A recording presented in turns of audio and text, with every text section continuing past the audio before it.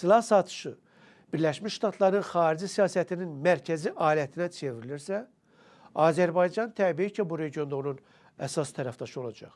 Bunu Ermənistanın ölkəmizə yanaşması, orta statistik soydaşlarınınkindən daha mənfi olan, amma onlardan daha hazırlıqlı eksperti də görür və deyə bilmərəm ki, buna sevinir.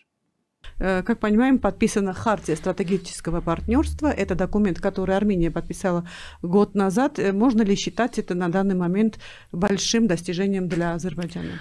Думаю, что да, безусловно, потому что если мы сравним эту ситуацию с той ситуацией, которая была в январе 2025 года или в декабре 2024 года, то это очень большой прогресс, потому что в последние годы администрации Байдена из-за политики Азербайджана в Нагорном Карабахе, внутренних проблем, отношения довольно были сложными. И была вот такая публичная критика даже со стороны Азербайджана, властей США.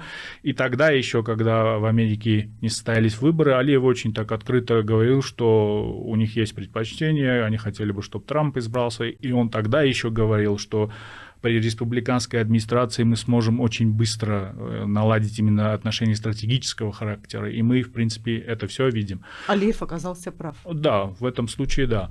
Rus dilini bilməyənlər üçün qısaca tərcümə etsək, Demokratiya Təhlükəsizlik Mərkəzinin direktoru Tigran Qirqoryan bizim hamımızın bildiyimiz faktı təkrarlayır. O deyir ki, Qarabağ məsələsində tutduğu mövqeyə görə rəsmi payki Baydeni açıq tənqid edirdi və hələ seçki öncəsi Prezident İlham Əliyev bildirirdi ki, Trumpın qələbə çalmasını istəyir.